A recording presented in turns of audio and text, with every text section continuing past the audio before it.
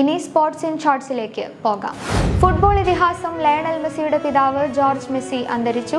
68 വയസ്സായിരുന്നു. ദീർഘനാളായി അസുഖബാധിതനായിരുന്ന George Messi August 8-നാണ് അർജന്റീനയിലെ റൊസാരിയോയിൽ അന്തരിച്ചത്. മെസ്സിയുടെ കരിയറിൽ നിർണായക സ്വാധീനം ചെലുത്തിയ വ്യക്തിയായിരുന്നു ജോർജ്. ദീർഘകാലം മെസ്സിയുടെ ഏജന്റായും പ്രവർത്തിച്ചിരുന്നു. 13-ാം വയസ്സിൽ മെസ്സിയെ ബാഴ്സലോണയിൽ എത്തിക്കുന്നതിലും ചികിത്സ ഉൾപ്പെടെയുള്ള കാര്യങ്ങളിൽ പിന്തുണ നൽകുന്നതിലും ജോർജ് നിർണായക പങ്കുവഹിച്ചു. കാര്യവട്ടം സായ് റീജിയണൽ സെന്ററിൽ പെൺകുട്ടികൾക്കായുള്ള വോളിബോൾ സെലക്ഷൻ ട്രയൽസ് നടന്നു.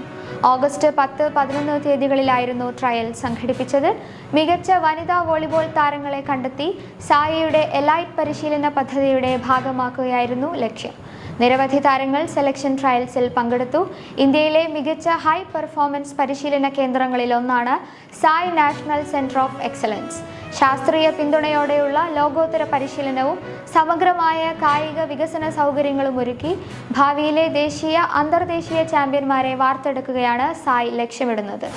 ജാവലിൻ ത്രോയിൽ പുതിയ ചരിത്രം കുറിച്ച് ശ്രീലങ്കൻ യുവതാരം റുമേഷ് തരംഗ പതിരംഗി. റോം ഡയമണ്ട് ലീഗിൽ 92.62 മീറ്റർ ദൂരം എറിഞ്ഞാണ് 23-കാരനായ താരം സ്വർണം സ്വന്തമാക്കിയത്.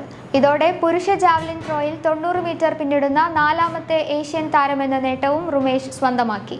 91.36 മീറ്റർ എറിഞ്ഞ ചൈനീസ് തായ്പേയുടെ ചെങ് ചാവോസുൻ, 92.97 മീറ്റർ ജാവലിൻ പായിച്ച പാകിസ്ഥാന്റെ അർഷാദ് നദീം, 90.23 മീറ്റർ ദൂരമെറിഞ്ഞ ഇന്ത്യയുടെ നീരജ് ചോപ്ര എന്നിവരാണ് നേരത്തെ 90 മീറ്റർ ക്ലബിലെത്തിയ മറ്റ് ഏഷ്യൻ താരങ്ങൾ.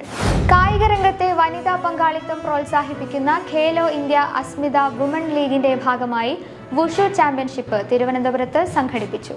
സബ് ജൂനിയർ, ജൂനിയർ, സീനിയർ വിഭാഗങ്ങളിലായിരുന്നു മത്സരം സംഘടിപ്പിച്ചത്. ഓഗസ്റ്റ് 9-ന് തിരുവനന്തപുരം സെൻട്രൽ സ്റ്റേഡിയത്തിൽ നടന്ന സിറ്റി ലീഗിൽ വിവിധ വിഭാഗങ്ങളിലെ വനിതാ താരങ്ങൾ മാറ്റുരച്ചു. പുത്തൻ കായിക വാർത്തകളുമായി വീണ്ടും കാണും വരെ നമസ്കാരം.